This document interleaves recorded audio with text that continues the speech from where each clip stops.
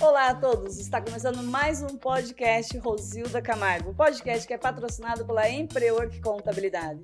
Você já sabe que a Emprework é uma empresa de contabilidade digital que fica em Curitiba, mas que atende o Brasil todo.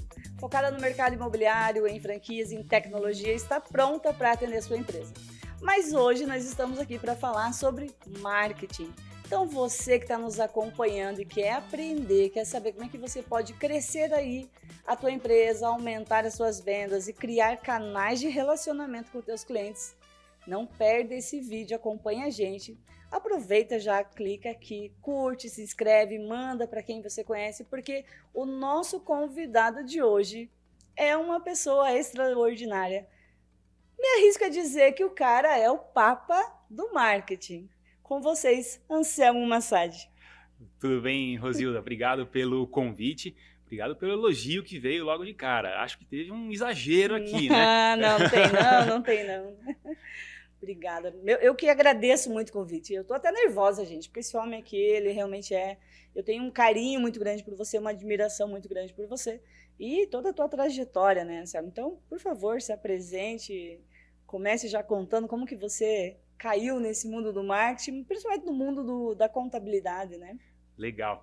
Bom, você pode ter certeza que a admiração é recíproca aqui, porque eu sou um grande fã do trabalho que você faz, da influência que você faz junto às empresas, dos seus clientes e também junto à comunidade de BPO financeiro e de contabilidade. Mas vamos lá, eu estou na Conta Azul há 9 anos, hoje eu estou como head do programa de parceria da Conta Azul. Durante muitos anos eu atuei no marketing da Conta Azul, que é uma empresa que oferece um sistema de gestão para micro e pequenas empresas, com o apoio das empresas de contabilidade de BPO financeiro. Foi essa a principal porta de entrada que me trouxe para esse universo da contabilidade, para o universo da gestão financeira. A gente sabe, né? Uma empresa que pretende sobreviver, que pretende escalar seus negócios, precisa ter como base uma gestão financeira bem feita e o apoio de uma contabilidade estruturada. Isso não é nada óbvio. Para quem empreende, talvez com a exceção das pessoas que empreendem em gestão financeira, para fazer BPO financeiro, né? Todos os outros empreendedores, jamais ele vai dizer assim, ele ou ela vão dizer assim, não, meu sonho é empreender para conciliar o banco, meu sonho é empreender para emitir nota fiscal. Emitir nota fiscal significa que eu estou vendendo, tudo bem, mas meu objetivo é entregar o serviço, é vender, é fazer negócio, é crescer. A parte da gestão financeira é a base disso.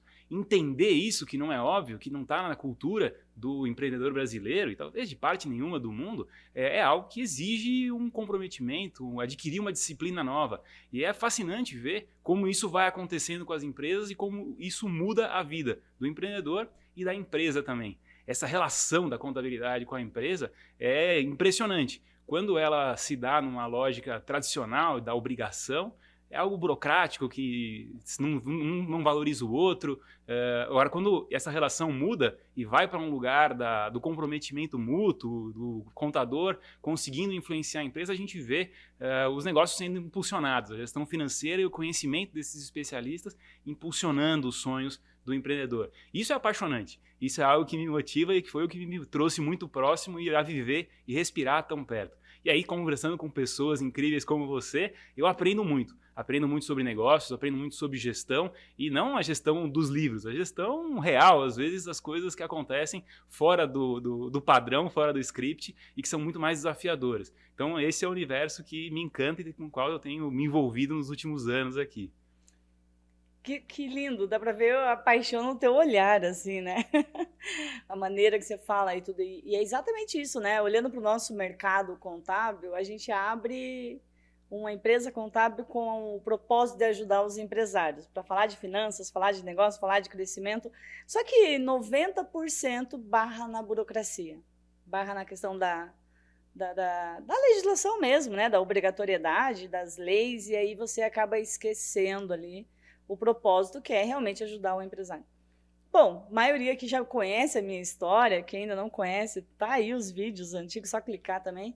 Mas você é uma testemunha, né? Que eu mudei a minha vida quando eu coloquei o sistema, né? A Conta Azul junto na minha empresa ali, para falar de finanças, para falar de organização financeira mesmo com os clientes. Isso faz uma grande diferença, assim. E você vem acompanhando contadores do Brasil inteiro, né, Anselmo? Todo esse período aí, né? Sim, atuo bem mais próximo aqui desse segmento, desse mercado, com bastante ênfase desde 2018, né? E acompanhando boa parte das transformações pelas quais esse mercado passou. Mas se a gente olhar até um pouco de forma mais ampla, né? Talvez há 30 anos, uma empresa de contabilidade fosse ter um sistema contábil e algumas outras soluções acopladas. Hoje, uma empresa de contabilidade vai ter, além de ter um sistema contábil, vai ter soluções de automação fiscal, de automação contábil, vai ter ferramentas para lidar com a comunicação e o atendimento, tem outras soluções para coleta de documentos e interação com o cliente. E aí, quando se estrutura um BPO financeiro, aí entra ainda sistemas de gestão e outras soluções complementares para oferecer um trabalho mais consultivo. Esse ecossistema de tecnologia se ampliou muito, o que amplifica o potencial também de impacto, né? Então, é um mercado que vem se transformando rápido, vem se modificando e tem um potencial incrível de crescimento aqui, né?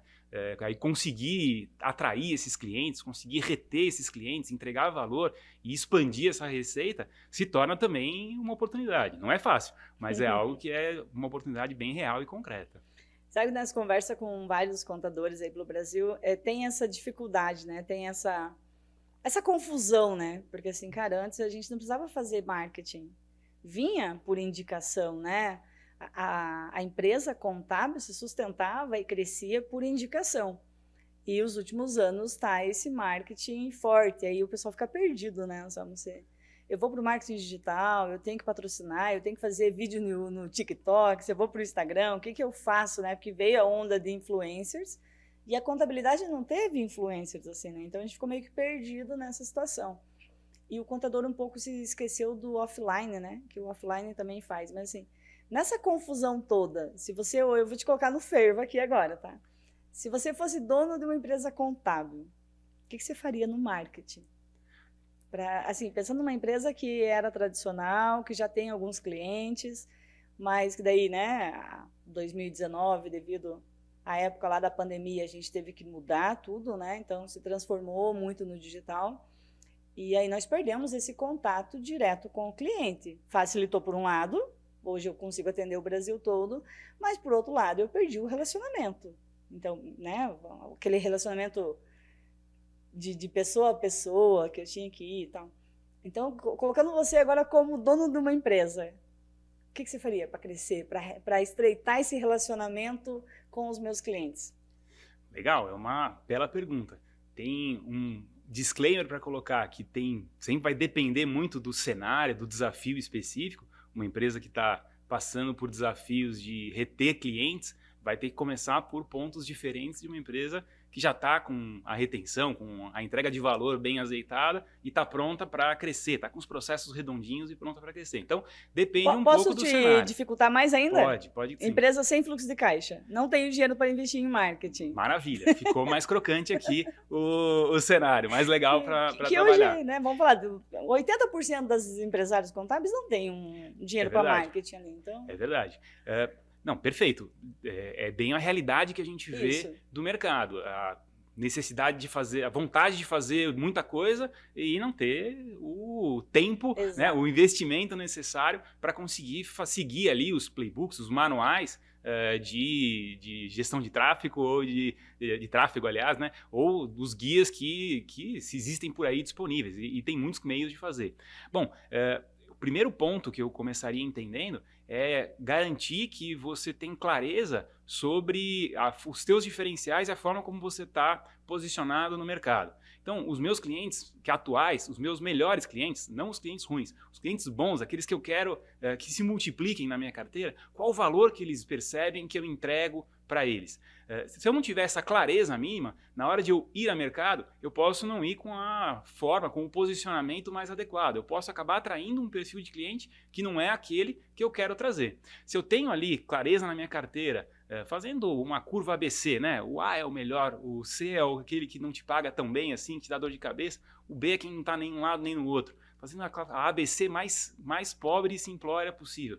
Mas se eu olho ali meus clientes, eu sei por que eles gostam de mim, eu sei porque eu gosto deles, mas eu sei porque eles gostam de mim, porque eles gostam do meu trabalho. Se eu tiver essa clareza, eu vou talvez conseguir saber como me posicionar. Você, quando se apresentou, você falou, a Emprework atua com empresas do setor imobiliário, de franquias e tecnologia. Você tem clareza do perfil de cliente ideal, você consegue se posicionar a partir disso. Então, ter essa clareza não tem nada a ver com a forma exatamente como você vai buscar o cliente, tem a ver com como você vai, não com o canal, mas com a forma, a comunicação que você vai usar. Bom, eu tenho essa clareza, eu não vou ter recursos, você já me tirou a verba aqui, já cortou tirei, o budget. Não fica fácil. Faz parte. Você Sim. falou de indicação, né? Indicação é algo que é ótimo. Indicação significa que tem alguém satisfeito com o seu trabalho e a ponto de te indicar para outra pessoa.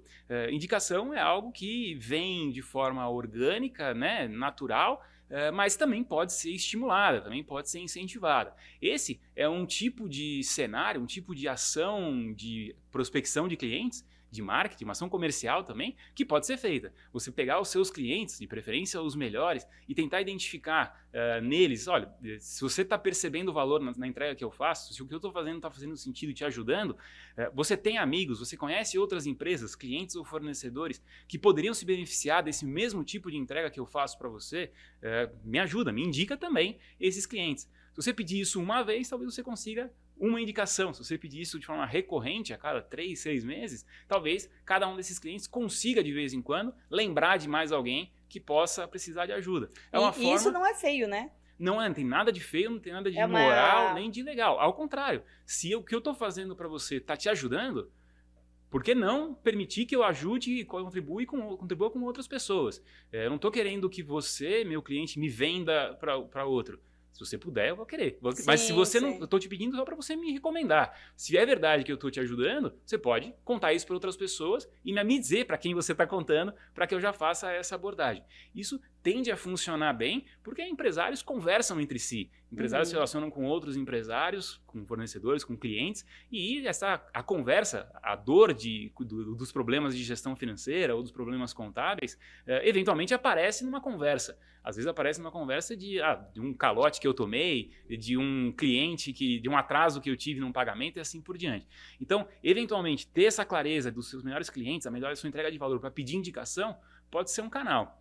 Eu consideraria também como algo básico, quase higiênico, assim, você ter uma mínima presença digital hoje. E essa mínima presença digital não precisa ser um mega portal, não precisa ser 150 vídeos no Instagram, no TikTok todos os dias. Qual é o mínimo necessário para que quando alguém busque por mim no Instagram, quando alguém Google, te indica, né? Alguém te indica, vai procurar tua você empresa tem um cartão ali. de visitas que não dependa da pessoa te perguntar. Essa mínima presença é importante. E hoje, com chat GPT, com recursos de criação de conteúdo, com inteligência artificial, você não precisa ter dinheiro para fazer isso. Claro que se você tiver recursos, vai conseguir fazer mais, melhor e com mais consistência. Claro que consistência vai trazer mais impacto, mas para ter essa mínima presença digital, talvez você não precise de investimentos tão grandes. Então, ter clareza do posicionamento e ter essa presença digital mínima, ter um site super simples, quanto mais simples melhor, desde que ele seja funcional, ter uma presença no Instagram, se o teu perfil de cliente está no TikTok ou está em outra rede social, ter uma mínima presença lá faz sentido. Não quer dizer que você vai ter que despejar um caminhão de conteúdo e fazer um mega investimento lá, mas ter um cartão de visitas para apresentar. Acho que esse seria o ponto de partida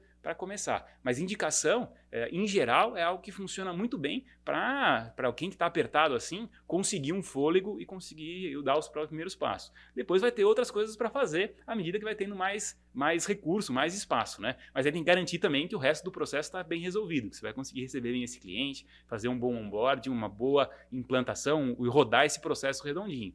Aí depois a gente continua pensando em outras ondas de aquisição de clientes. Que incrível. Gente, nós estamos a 5 minutos de podcast, tivemos um MBA aqui já, sensacional. Então, imagino que vem por aí, né? Então, manda esse vídeo aí para quem está precisando. Anselmo, já me deram essa dica, né? De eu fazer a prospecção ativa, mas eu remunerar o meu cliente. Aí, juro para você que eu fiquei meio assim, né? Tipo, mas quanto que eu vou oferecer? Eu ofereço R$100, é pouco. Se eu ofereço um desconto na minha mensalidade, eu comprometo o meu fluxo de caixa ali por um mês, enfim. Mas faz parte também, né? A gente tem que investir um pouco na empresa, né? esse modelo de programa de incentivo para indicação... Que seria uma parceria, né? É uma forma de parceria. Isso Uhum. pode funcionar muito bem. Isso pode ser algo de um cliente indica cliente, e pode funcionar tendo um incentivo, e pode eventualmente funcionar com a estruturação de um canal. Então, se você tem um relacionamento com um determinado perfil de consultor, ou um determinado perfil de empresas de algum segmento complementar ao seu, eventualmente você pode criar uma relação de canal de aquisição de clientes, e aí sim vai ser importante ter clareza de um meio de incentivo e recompensa. Então, uma contabilidade que tenha numa consultoria, num perfil de consultoria, ou até, sei lá, de advocacia, algum tipo de relacionamento e parceria em que exista algum incentivo mútuo para indicação de clientes, isso pode trazer clientes para os dois lados, né? Muitos dos clientes da contabilidade, em algum momento, vão perguntar para o contador sobre um advogado, e assim como muitos clientes desse advogado podem precisar do apoio de uma contabilidade. Deixa eu dar um outro exemplo aqui, para um segmento correlato aqui. Eu sei que tem bastante gente que atua no segmento de BPO financeiro, ou seja, presta serviços de gestão financeira terceirizada, mas que não é contabilidade, né? Pode até ter formação de contador ou pode não ter, né? Pode ter uma afinação de administração, são mundos separados. Isso. Mas muita empresa de BPO financeiro consegue fazer parceria com escritórios de contabilidade que não têm interesse em entrar nesse nicho, não tem interesse em prestar serviço de BPO financeiro. Funciona muito bem como complementaridade. Para a contabilidade que não quer fazer BPO financeiro, funciona como uma forma de blindar a carteira. Porque se eu deixar disperso isso, se eu deixar distribuído, vão ter outras empresas, até de contabilidade, que vão começar a penetrar na minha carteira, levar alguns dos meus clientes, começando pelo financeiro. Vão levar primeiro o financeiro e depois levam o contábil. Se eu fixo uma parceria com uma empresa de BPO financeiro de referência, eu levo para essa empresa os meus clientes, eu garanto que eu não vou perder isso para outro escritório. Eu consigo eventualmente fidelizar com alguém que está próximo de mim, com alguém que fala uma língua só. Não vou ter que me relacionar com vários financeiros diferentes. Pode ter ganhos aqui para os dois lados. Para a empresa de BPO que ganhou um canal de aquisição de cliente, para a contabilidade que vai conseguir se proteger e fidelizar o seu cliente sem precisar investir em desenvolver essa linha de BPO financeiro. Pode funcionar. Tem muita empresa de contabilidade que não quer fazer isso. Tem muitas outras que perceberam que vale a pena fazer, o que é mais legal ainda. Mas eu sei que a Emprework é um desses casos, né? E vê valor nisso por outros motivos. Mas aí são possibilidades de canais. Agora, investir para ter retorno, isso faz parte. Não é só em marketing que isso vai acontecer, né? Isso vai acontecer no processo de produção de qualquer serviço, de qualquer produto. Você vai fazer investimentos para ter retorno. Se você vai fazer investimentos em marketing, se você vai fazer investimentos no comercial, esse investimento tem que ter um retorno. Se ele não for ter um retorno, se você não tiver clareza de qual retorno ele vai ter, a probabilidade de esse investimento não acertar o alvo é maior, né? Aquela história, se você não sabe para onde você quer ir, qualquer caminho serve. Então, se você não vai fazer um investimento em marketing, você tem que saber qual retorno você vai esperar. Se eu vou compartilhar uma parte da receita com o cliente que me indicar para outros amigos dele, eu preciso ter clareza de qual retorno isso vai ter. E preciso ter certeza que o que eu estou oferecendo como incentivo tem valor mesmo para esse cliente. Se eu for oferecer uma mensalidade grátis, um honorário grátis da minha empresa, esse fôlego de caixa é algo que esse meu cliente valoriza? De forma genérica, a gente vai dizer que sim. Mas às vezes perguntar para ele se isso é o que ele mais valoriza pode ser chave. Pode ser que tenha determinados perfis de clientes que valorizem mais alguma outra entrega que você possa vir a fazer do que esse fôlego a mais de fluxo de caixa. Sei lá, você fazer uma análise, um diagnóstico de alguma situação, de alguma dor na empresa dele, porque você tem esse conhecimento, pode até entregar mais valor do que um honorário, que vai te apertar no fluxo de caixa. Mas perguntar para o cliente pode ser um jeito fácil de conseguir saber qual é o incentivo que esse meu perfil de cliente gosta e se interessa, né? Aí você vai ter o mapa do caminho mais concreto, não do que você acha que vai entregar valor e vai fazer a diferença, mas do que os seus clientes estão dizendo que vai fazer a diferença. Aí fica um ganha-ganha de verdade, né? Legal. Nós fazemos lá na empresa o marketing interno, né, que a gente chama, que é valorizar também a nossa equipe. Então, assim, porque se eu não conseguir vender a empresa para minha equipe, que eu chamo de cliente interno, cara, eu não vou conseguir vender para fora. Porque você até consegue vender, mas aí a entrega você não vai ter. Então, assim, eu vejo que empresários em geral, mas né, o nosso foco aqui, o contador, ele sofre com a mão de obra.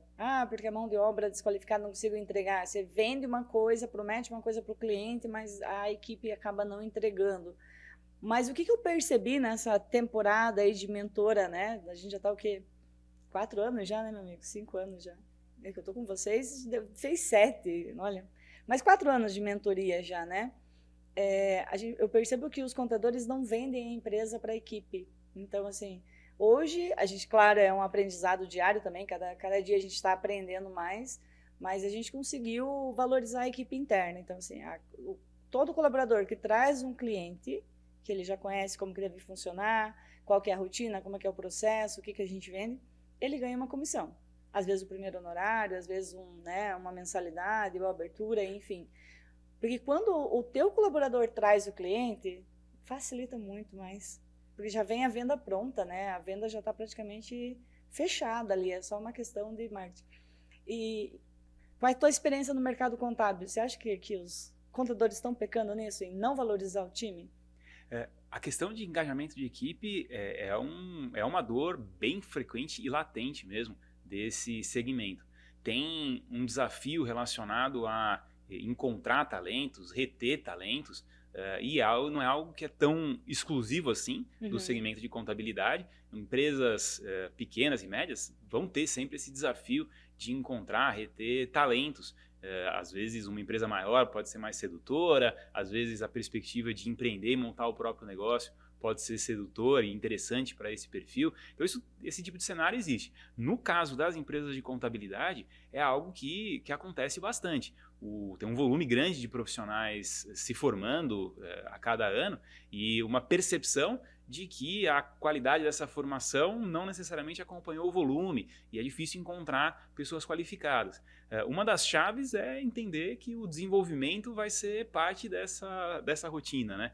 Conseguir valorizar essa equipe pensando nessa jornada do funcionário é um desafio bem grande para as empresas. Mas fazendo um paralelo, né? Assim como eu comentei mais cedo, que as empresas, que raramente o empreendedor empreende pensando que o meu sonho é fazer a conciliação bancária. Sim. Raramente o empreendedor pensa e lembra que ele vai ter que desenvolver pessoas. Ele não aprendeu, não, necessariamente estudou sobre como fazer esse envolvimento, esse engajamento das pessoas. Como pensar o ciclo de vida desse funcionário, desse colaborador, né? Que tem um começo, que tem um desenvolvimento, que ele tem um engajamento que precisa ser sustentado e desenvolvido, treinado, capacitado para crescer e, eventualmente, pode chegar no final. É difícil de pensar isso automaticamente. E estou longe de ser um especialista nisso, mas é algo que a gente vê que é importante. As empresas de contabilidade reterem os talentos, quando conseguem encontrar um talento, tem dificuldade de reter, né? Quando conseguem reter, tem dificuldade de conseguir construir espaços de desenvolvimento e crescimento para esses funcionários. Tem quem brinque que fala assim, às vezes o colaborador do escritório contábil, para ser promovido, tem que esperar o coordenador, o chefe se aposentar ou abrir o próprio escritório, sim. Porque senão não vai ter espaço na empresa. Então, conseguir criar esses caminhos de desenvolvimento é algo importante. Mas eu gostei bastante da abordagem que você trouxe de trazer o funcionário para o lugar de vendedor, porque não necessariamente ele vai fazer isso tempo integral, não. Mas ele ter esse comprometimento com o resultado da empresa é o que ele só vai fazer se ele realmente acreditar no trabalho que ele está fazendo e no trabalho que a equipe, né, a sua equipe está fazendo. E conseguir criar esse elo, esse sentimento de pertencimento é algo desafiador o bastante para já movimentar. Até um termômetro, né? Se os seus funcionários estão trazendo clientes, estão indicando clientes, estão funcionando como seu primeiro canal de marketing, isso significa que sua equipe está com você e você vai ter essa equipe para te ajudar no que precisar, nos desafios que pintarem, né? Bem interessante o case. A gente colocou lá também, por exemplo, nós pegamos todos os clientes que vieram indicados de outros clientes, que aí não foi essa indicação ativa que você comentou, né? Que eu vou começar a fazer. Eu ainda também não fiz ainda essa indicação ativa aí, que eu achei sensacional. Mas o que a gente pegou assim, clientes que vieram indicados de outros clientes, o que nós entendemos? Se o cliente indicou, é porque ele está satisfeito, ponto. Se ele está satisfeito com o atendimento, não fui eu que fiz a operação. Então, eu falo com o cliente na venda e, né, sobre negócios, mas não na operação, no dia a dia.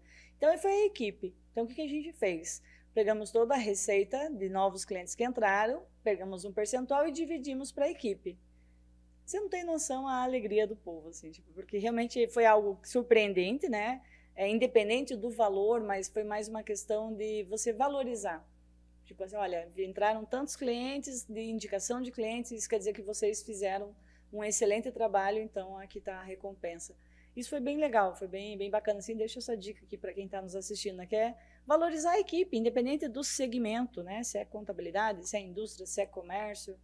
É que contabilidade é mais fácil da gente, como é que fala? Ai, metrificar, né? Se o cliente veio por indicação ou não. Sim. Mas aí foi uma coisa que deu certo, sabe? Que foi bem bacana, assim, e que a gente aplicou e tá dando certo no marketing ali, então... Bacana.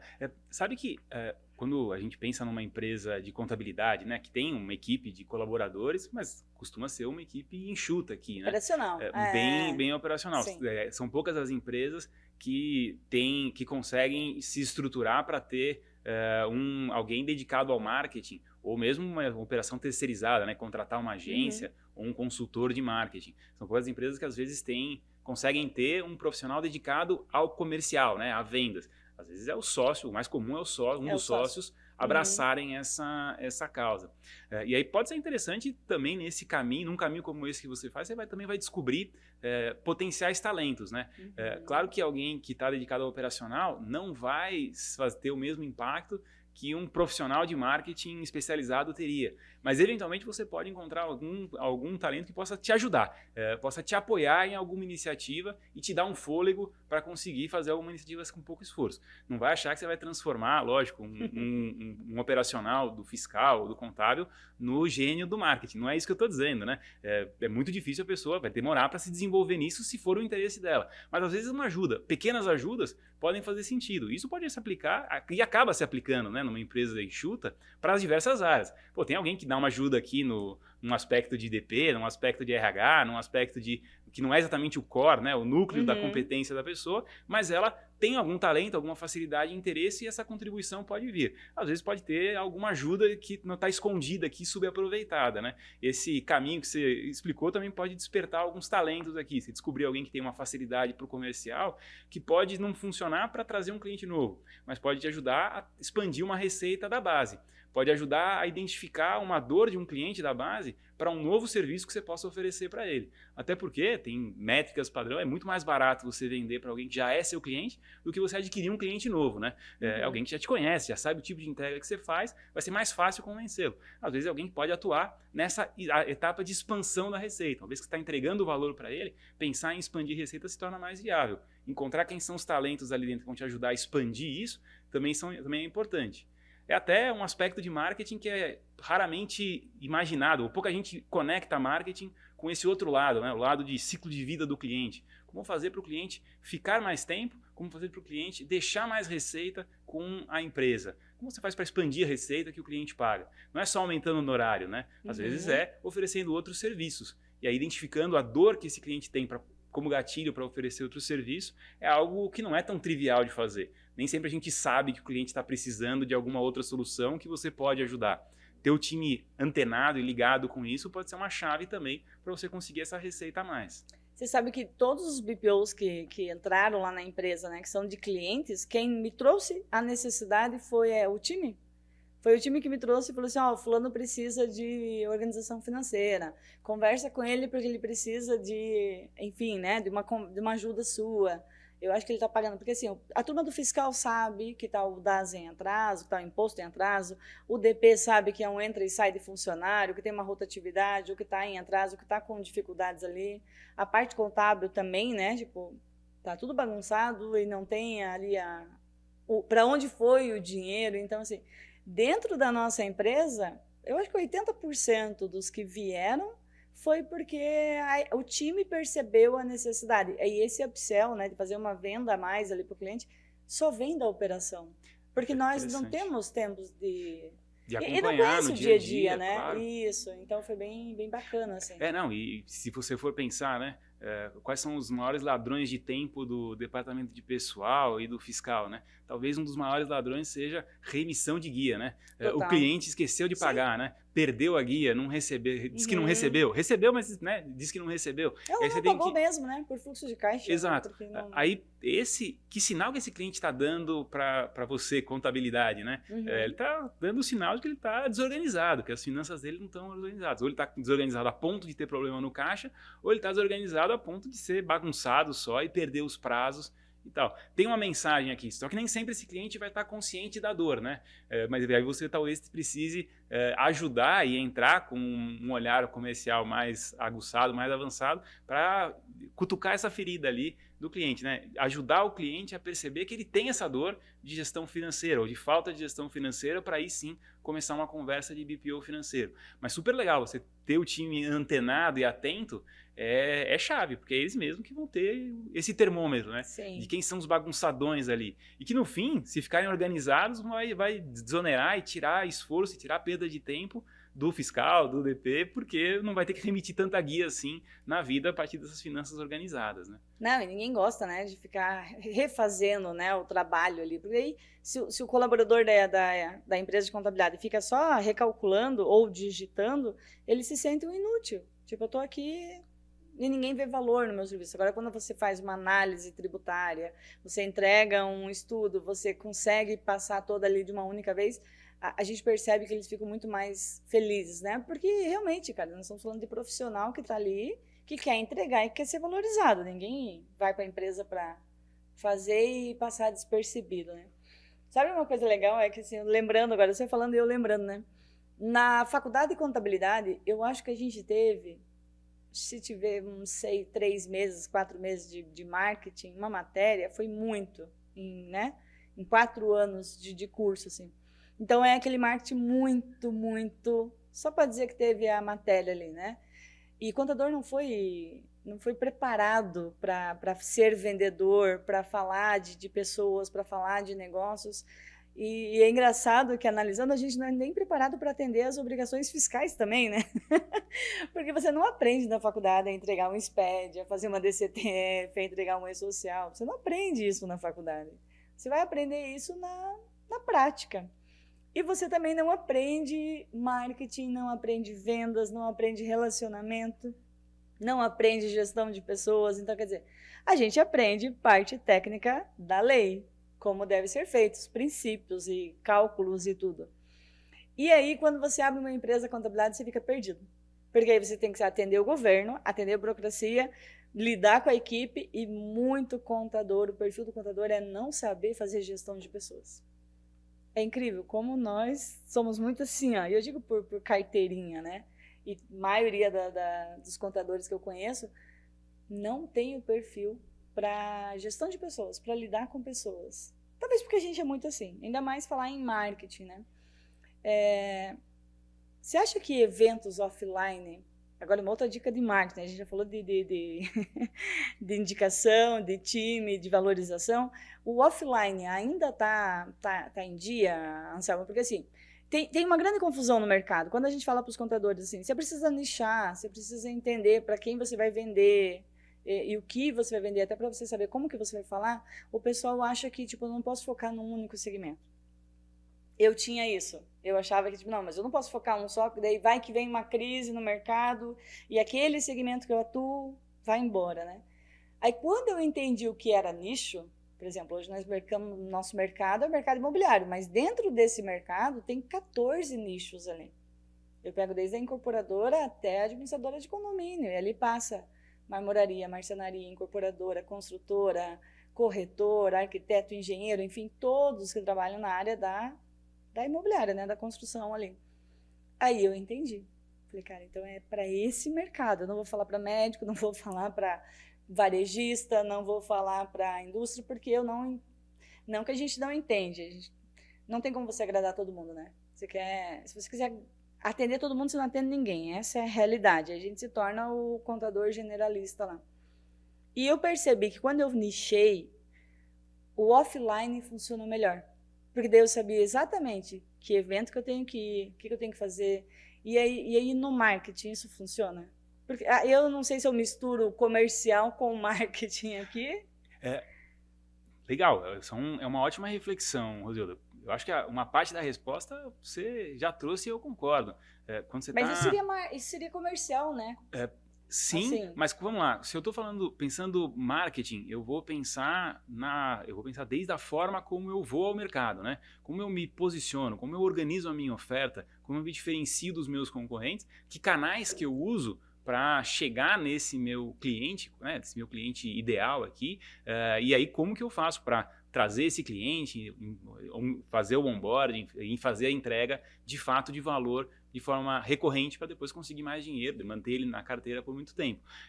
Pensar o marketing, pensar a saída a mercado é pensar o conjunto todo. Para mim, é menos importante até onde vai um, até onde vai outro.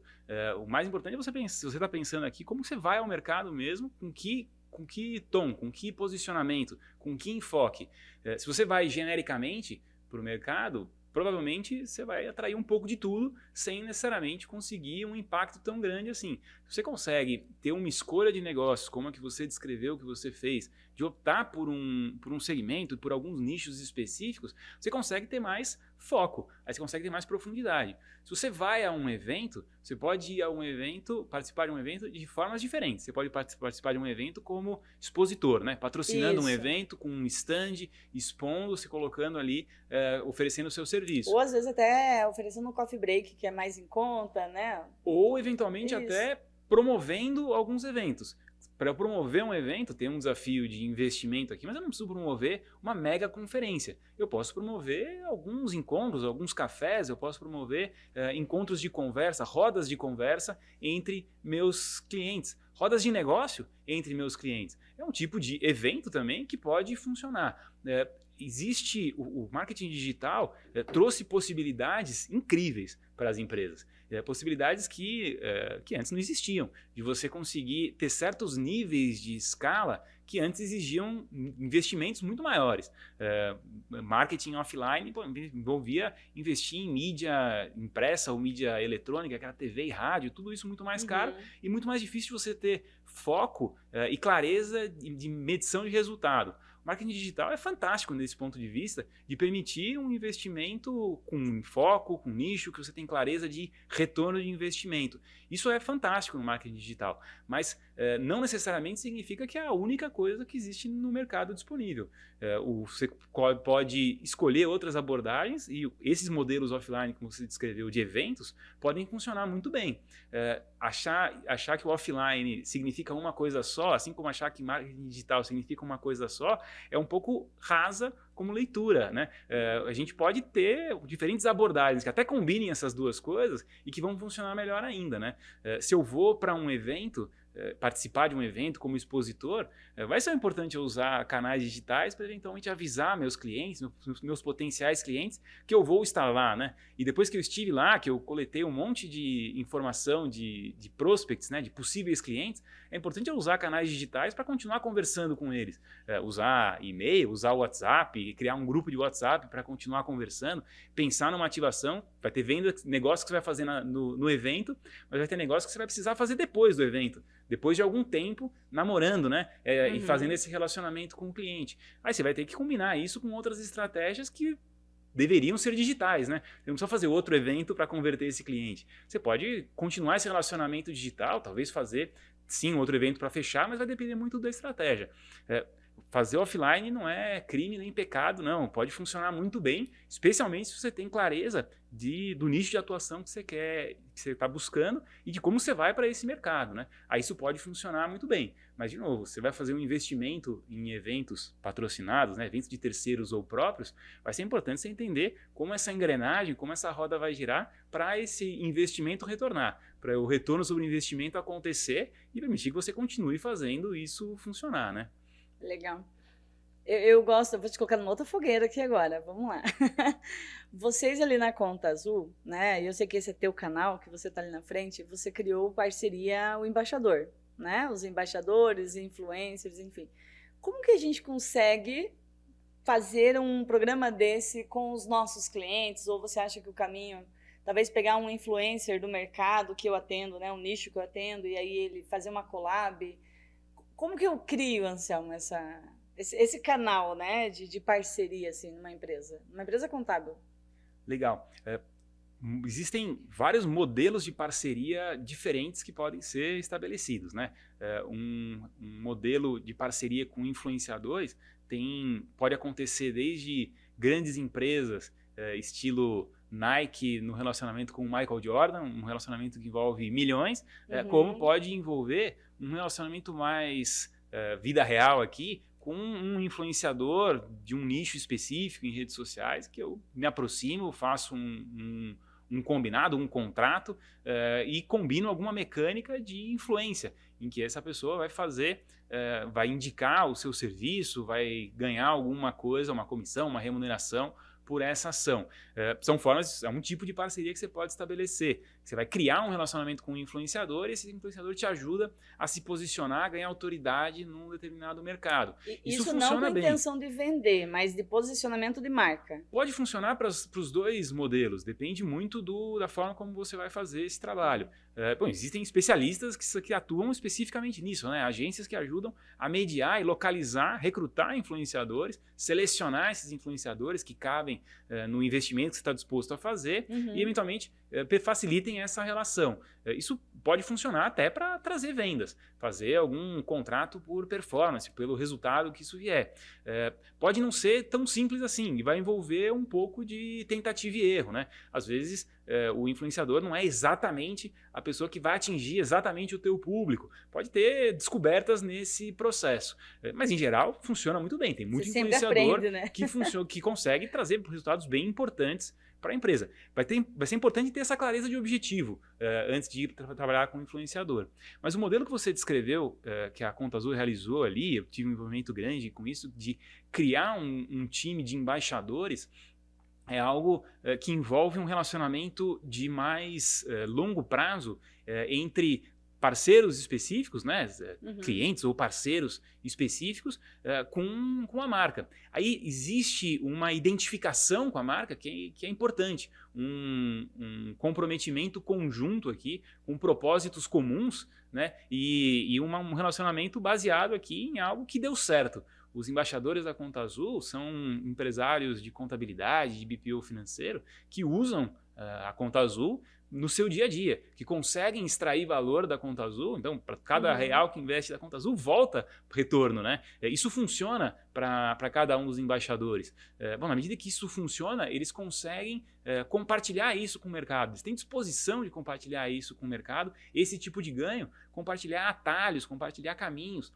Para a Conta Azul, isso é incrível como uma prova social, como um respaldo de que é possível conseguir o tipo de retorno que a gente diz que é e explica como fazer e qual é o método para chegar lá. Mas ter pessoas reais para falar de igual para igual com outros empresários muda o jogo, né? Porque permite que a gente consiga falar a fundo, assim, ó, não é papo de vendedor, não é eu falando de eu mesmo, é algum meu cliente falando que funciona e falando o que mais ele precisou fazer para fazer funcionar. Porque nem tudo não funciona como fórmula mágica, né? O teu produto é uma parte de um conjunto de soluções que às vezes envolve uma mudança de mentalidade, mudanças em rotinas, etc e tal. Mas ter essa prova social e ajudar a encurtar caminhos é algo que é bem importante e bem impactante e interessante para a Conta Azul. Mas como que eu crio essa relação?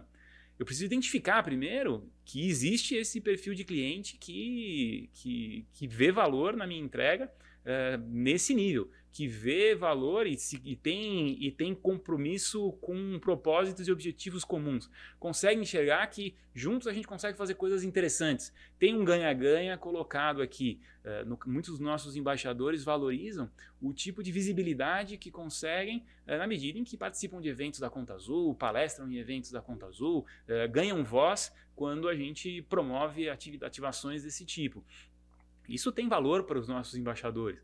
Permite que muitos deles, você inclusive, se posicione como uma mentora e tenha um impacto incrível junto à comunidade contábil, influenciando positivamente dezenas, talvez centenas já, de empresas de contabilidade e BPO financeiro.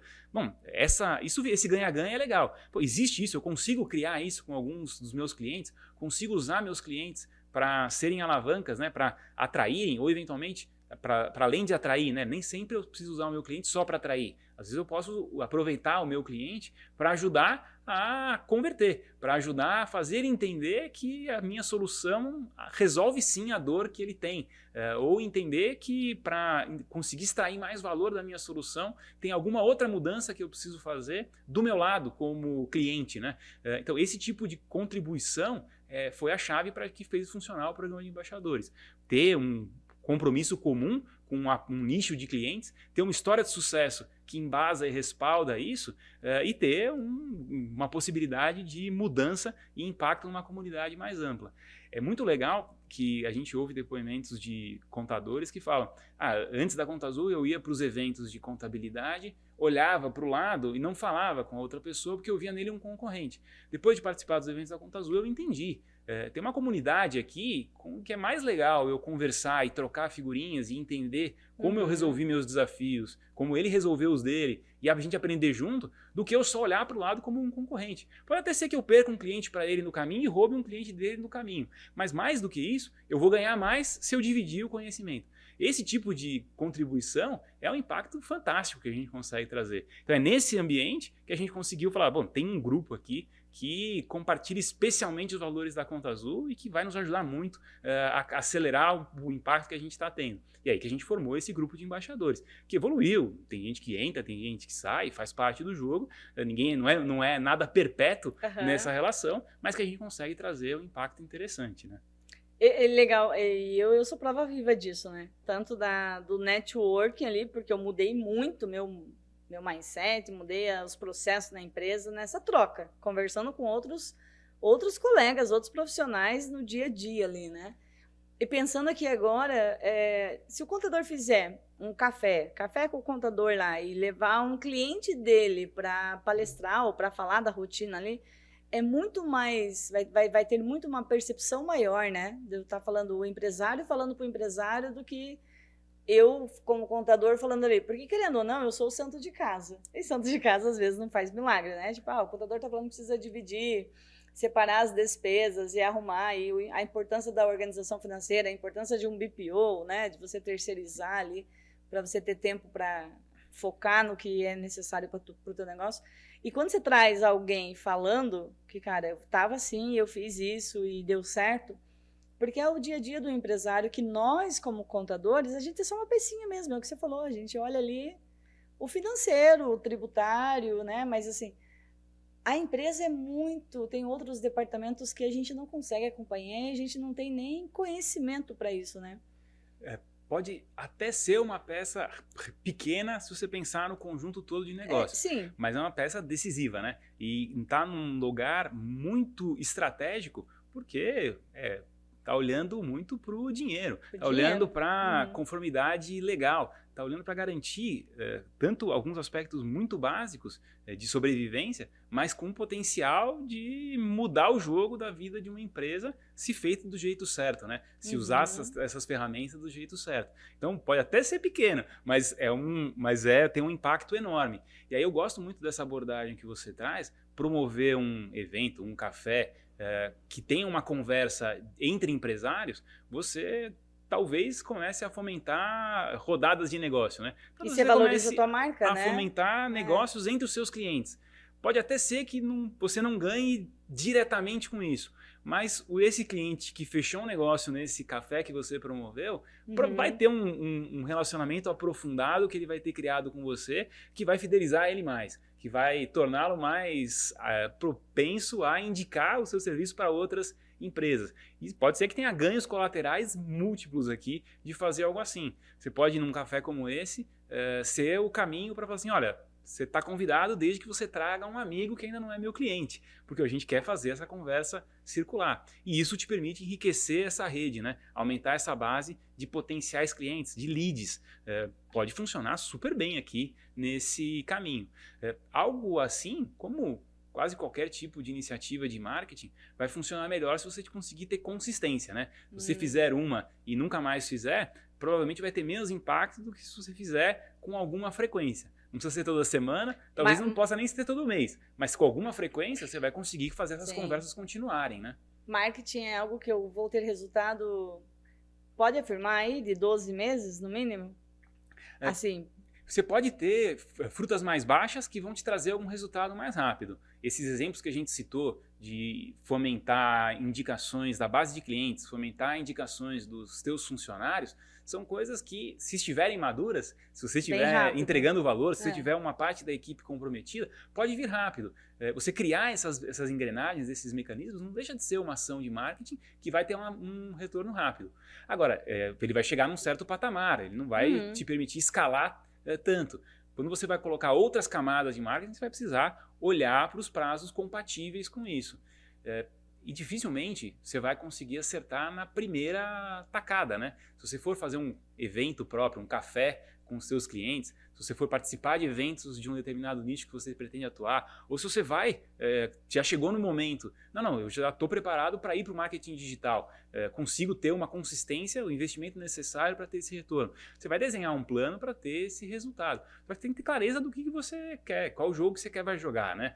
Se é um jogo de se posicionar e de construir uma marca a longo prazo, o retorno vai também vir de longo prazo. Se o meu objetivo é me posicionar mais rápido, conseguir trazer alguns clientes num relacionamento com um influenciador no nicho que eu quero atuar, ou me posicionando em eventos, talvez tenha um resultado um pouco mais rápido. Mas nas primeiras vezes que eu fizer, eu vou errar mais do que na segunda. Eu vou errar mais do que na terceira. E assim por diante. Então essa consistência vai trazendo mais vigor no resultado também por isso, por essa curva de aprendizado que vai vir. Eu estou falando do marketing, mas você pode fazer esse paralelo na curva de aprendizado para a mesma coisa.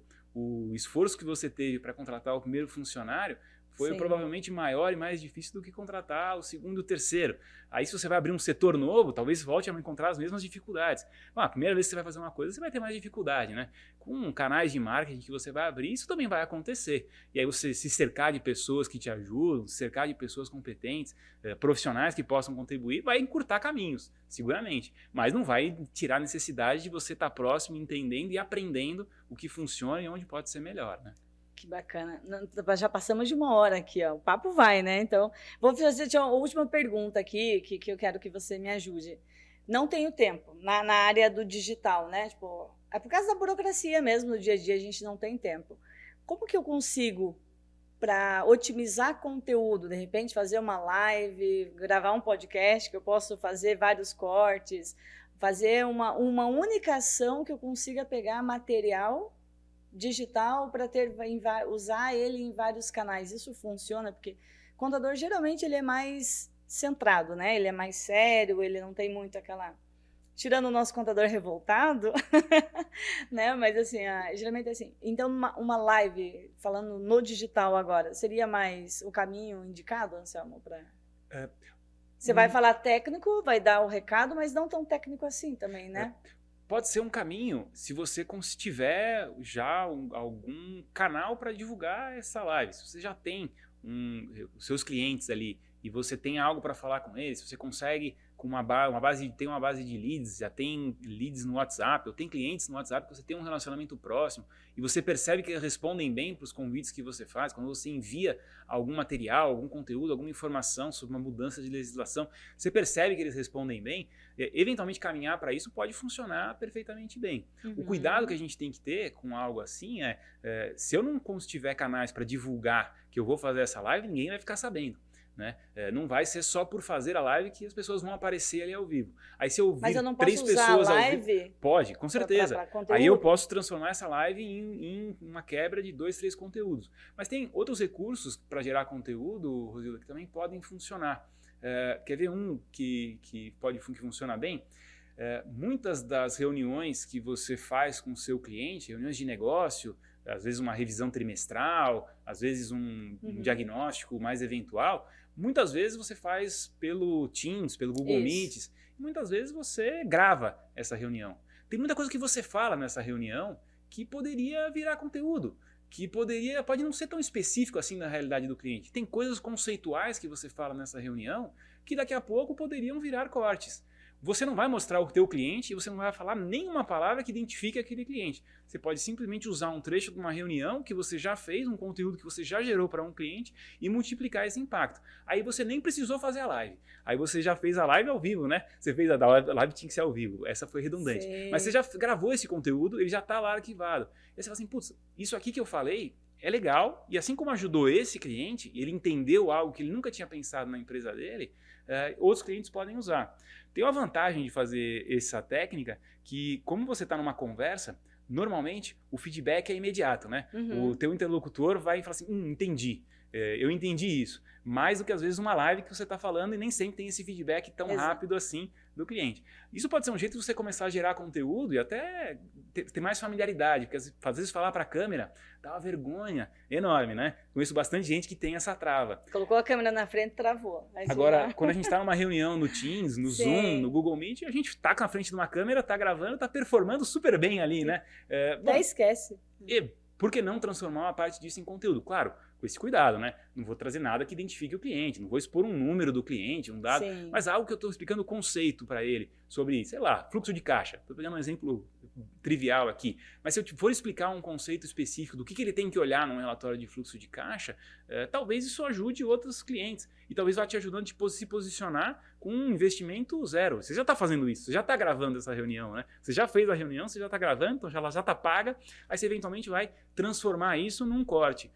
Bom, existem até ferramentas que fazem isso, as ferramentas que os anotadores de reunião com inteligência artificial, alguns até já fazem cortes sozinho ali, que te dão alguma ideia. Bom, vai ter um custo para você fazer, mas pode ser um jeito mais barato de você produzir conteúdo também. É um modelo que pode funcionar e vai te criando confiança também de que você tem sim conteúdo para entregar. Você tem sim informação relevante para impactar mais gente. Às vezes você vai perceber isso na vida real. Na vida real eu performo melhor do que na live. Então por que não começar por aí, né? Eu estou pensando em quantas reuniões eu tenho gravada, porque com a era digital agora a gente faz 5, 6 reuniões no dia, né? São muitas reuniões que a gente faz diária. O desafio vai ser no final da reunião, Rosilda, você anotar assim, falar assim, esse insight foi bom. Foi bom. Essa reflexão foi boa porque o cliente gostou. E aí o termômetro do cliente gostou pode até ter seu corte ali, né? A hora que o cliente sorriu, balançou a cabeça assim, aí você fala, aqui eu acertei. E é parecido com a forma de criação de quem conta, o humorista que conta piada, né? Às vezes o cara faz, quando todo mundo ri, e sabe que a piada foi boa. Quando ninguém ri, ele já não repete a piada no show seguinte. Você acaba fazendo isso e aprendendo isso nas reuniões. Bom, você pode usar isso, anota ali para depois fazer esse corte e eventualmente usar num outro canal, usar no Instagram para popular conteúdo, pode funcionar super bem. E tem mais engajamento, né? Quando você fala a realidade, né? Coisa que aconteceu mesmo, não é só uma teoria, só algo gravado ali, né? Então é a realidade, aconteceu ali. Vou pesquisar meus vídeos, tenho vários lá já, né? Que legal. A gente ficaria aqui por mais 2, 3 horas, mas eu sei que a tua hora também está escassa. Falamos demos várias dicas aqui, então se você está entrando agora nesse vídeo, volta o vídeo e você vai assistir, porque Anselmo deu dicas aqui de indicação ativa, né? Indicação da tua equipe, do offline, de posicionamento do mercado, de você se especializar num nicho e você conseguir falar. Como criar fãs da sua marca, né? Que seriam nossos conhecidos embaixadores ali. Então, como é que você torna o teu cliente fã da sua marca ali? Essa questão de gravar conteúdo, pegar uma reunião, algo que você já colocou na prática, uma conversa com o cliente, você transformar isso em marketing, eu achei sensacional, muito bacana. Mas para finalizar, Anselmo, usando a tecnologia, porque hoje o contador está muito tecnológico, né? A gente se tornou, temos várias ferramentas de todos os segmentos dentro da contabilidade. Então, gestão financeira, tem o sistema contábil, o sistema de buscar nota e departamento pessoal e folha ponto, que antes era tudo manual, né? O cartão ponto. Hoje já não, hoje é tudo digital, tudo integrado, tudo via API. E aí o contador está muito preocupado tem que conhecer essa área tecnológica e está esquecendo de usar essa tecnologia para o marketing também. Como que a gente consegue usar a tecnologia no nosso marketing? Legal. Acho que nunca teve tanta oferta e tanta possibilidade de tecnologias para o marketing, né? Quando a gente pensa nas inteligências artificiais e no boom que isso vive já há mais de 2 anos, 3 anos quase, completos aqui, desde que o ChatGPT apareceu, muitos dos casos de uso mais falados envolvem geração de conteúdo, criação de conteúdo digital, usando essas tecnologias. E esse é só talvez um exemplo mais recente, mas existem muitos.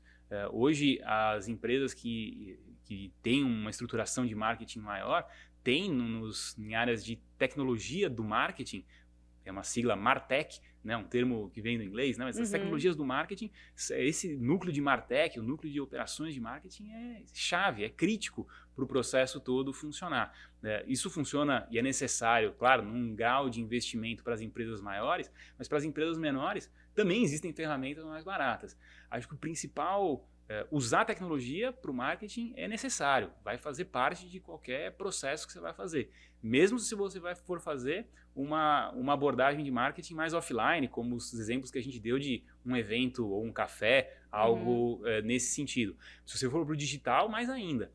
A questão do tamanho do investimento vai depender da sua capacidade, seu interesse, e aí é óbvio que o tamanho do investimento vai ser proporcional ao resultado que você vai gerar, mas acho que a grande chave aqui é ter muita clareza do objetivo, né? Qual objetivo eu quero e como que eu priorizo as ações. Porque se eu diluo as ações em muitas frentes diferentes, a possibilidade de eu conseguir de verdade aprender tudo que eu posso aprender sobre a efetividade daquele canal diminui. Eu diluo mesmo esse esforço. Se eu for usar a tecnologia, e eu tenho que usar a tecnologia do marketing, faz sentido eu ter muito clareza de onde eu quero chegar e traçar esse caminho com muito foco, com o máximo de foco possível, em vez de dispersar em 3 de cada vez. Não, é uma de cada vez, né? Se eu vou tentar me ter um posicionamento mínimo no digital, bom, deixa eu começar aqui, deixa eu começar com uma página bem organizada, começar a produzir alguns vídeos com cortes para o meu Instagram aqui, para ter um mínimo de presença digital nessa história. Bom, eu vou com foco para buscar isso, e aí eu vou ter que identificar algumas formas de medir para saber se eu estou num caminho bom ou não, se aquilo que eu estou fazendo está me ajudando ou não a ter esse mínimo necessário. E aí, se eu não vou partir para outra enquanto eu não tiver certeza que ou aquilo já chegou no seu máximo ou que aquilo não vai funcionar nem um pouco do jeito que eu imaginava, que eu errei no meu plano. E aí eu preciso testar outras coisas, experimentar outras coisas. E errar tá tudo certo também, né? Faz parte. É importante errar rápido para que a perda não seja tão grande. Mas vai ser parte de qualquer processo de aprendizagem o erro, né? Que legal. Eu vejo que, eu falei que era a última pergunta, mas agora eu vim de casa pensando fazer essa para você. As grandes marcas colocaram o dono da empresa, a figura, a pessoa ali, né? Vamos pegar Silvio Santos, vamos pegar o velho da van, vamos pegar Thiago Nigro, né? Pessoas conhecidas, assim, sempre está a figura, a pessoa. Você acha que isso faz diferença no marketing quando eu estou falando... Porque pessoas se conectam com pessoas, né? E aí o empresário contábil às vezes tem vergonha de se posicionar, de falar, eu sou o dono, eu estou falando aqui, ou eu, né, fazer essa... Dá esse resultado, Anselmo, quando é... Como é que fala? Personificado. Isso. E sim, em geral, né, pessoas vão se conectar com pessoas, você tem toda a razão nesse aspecto. E, em geral, o melhor vendedor, a melhor vendedora da empresa é o fundador, é o dono, é quem consegue ter a visão do todo, que tem a clareza de propósito, quem vai conseguir explicar melhor aquilo, a diferença que você consegue entregar. É muito comum a gente identificar isso. Por menos vendedora que seja a pessoa vai conseguir explicar porque acredita muito naquilo. Consegue transmitir a empolgação, o brilho no olho em função disso. Delegar isso para outras pessoas é uma construção, é perfeitamente possível, mas tem uma construção a ser feita. Esse é um dos motivos que leva tantas empresas a colocar, a dar tanta importância para suas caras ali, para alguém que esteja na linha de frente. Estou falando que é muito comum ser o fundador, ser o dono da empresa e tal. Nem sempre é esse o caso. Às vezes a empresa, ao longo do tempo, acaba trazendo outro rosto para frente, mas em geral funciona bem. Hoje, se você pensar na sua empresa de contabilidade, é muito provável que os seus principais clientes tenham tido, ou no momento da venda, ou em algum momento chave da jornada dele, uma participação sua decisiva. Você teve uma interação mais profunda com esse cliente para aprofundar o relacionamento dele. Quando o cliente se torna importante de verdade, você vai querer conhecer o cliente porque você não quer que ele vá embora, você quer fidelizar ele, você quer criar mais relacionamento com ele. Se esse relacionamento começar lá no começo, no comercial, isso também pode fazer muito sentido. Claro, o dono não vai ter tempo de fazer a prospecção e a primeira conversa com o cliente. Você vai ter que pegar o cliente já depois de algum tempo, senão talvez você não tenha tempo para fazer tudo isso. Mas o cliente vai ter visto um vídeo teu, uma propaganda da empresa, algo que lembre você ali, né? Que conecte você à empresa. É verdade. Se você tiver outras pessoas que estão com você e que também vão ser a cara da sua empresa, com o tempo você pode até ir trazendo essas outras pessoas para contribuir, para também aparecer como cara da empresa. Mas a sua vai ser um cartão de visitas, vai vir na frente. É importante, sim, com o tempo, né, ir superando, para quem tem esse bloqueio, para quem tem, às vezes, vergonha ou medo, ir superando um pouco isso, porque de verdade você já faz isso quando você vai fazer o fechamento daquele cliente especial, daquele cliente importante. Você entender que no digital você também vai ter que ter essa presença mínima necessária, faz parte do jogo. E, de novo, não tem nada de errado nisso, não tem nada de errado em aparecer, não é ser egocêntrico nem nada. É uma questão de se posicionar, né? Eu tenho que existir, eu tô aqui, é uma pessoa que está aqui atrás dessa empresa, dessa marca, e aí você está ali comprometido com os mesmos objetivos do teu cliente. Então isso faz parte do jogo, funciona bem sim, e é algo que faz muito sentido. Não precisa e não deveria ter vergonha, não. Tem que ir superando isso para quem tem esse bloqueio. Que maravilha. Anselmo, muito obrigada. Eu ficaria aqui 3 horas falando contigo, um MBA aqui, né? Mas eu quero que você deixe as considerações finais aí para quem está te acompanhando, para quem empresário que quiser contratar você para palestrar na empresa, para ensinar o time de marketing, ou mesmo para tomar um café contigo, se você permitir, enfim. Onde as pessoas te encontram, qual que é o teu contato? Dá as considerações finais aí para... Legal. Bom, eu que agradeço, Rosilda, uma oportunidade super legal de conversar. Vim aqui falar sobre esses assuntos e sair aprendendo também com boas dicas e esses cases que você compartilhou ali de engajamento de equipe, super legal. Eu tô no Instagram, tô no LinkedIn como Anselmo Massad, é fácil de me encontrar por lá, me chamar por lá para conversar. Eu gosto bastante de conversar e gosto de conversar com quem faz, com empresários contábeis, empresários de outros segmentos, porque isso me permite sempre aprender muito sobre as realidades e diferentes cenários. Então, eu estou à disposição para conversar. E o que fizer sentido, se for bom para todo mundo, a gente certamente vai fazer as coisas acontecerem. Que bom, muito obrigada. Obrigada de verdade, sim. E nós ficamos por aqui, então, encerrando esse podcast, essa aula, né, gente? Esse MBA em marketing. Então, se você está começando a tua empresa agora, ou se você já está com a empresa, mas ainda não está formado ali o canal de relacionamento com o teu cliente, só pegar todas essas dicas de Anselmo Massad aqui, que tenho certeza que tua empresa vai ser outra. E eu me comprometo em aplicar isso dentro da nossa empresa, né? Porque isso vai servir tanto para a Rosilda Camargo, quanto para a Emprework e outras empresas que a gente tem. Muito obrigada, obrigada mesmo pela dica. Então, muito obrigada para você que nos acompanhou. Se inscreve no canal, manda esse vídeo para todos aí que você conhece e que precisa crescer a empresa. E a gente se encontra no próximo episódio falando mais sobre empreendedorismo, lucro e finanças.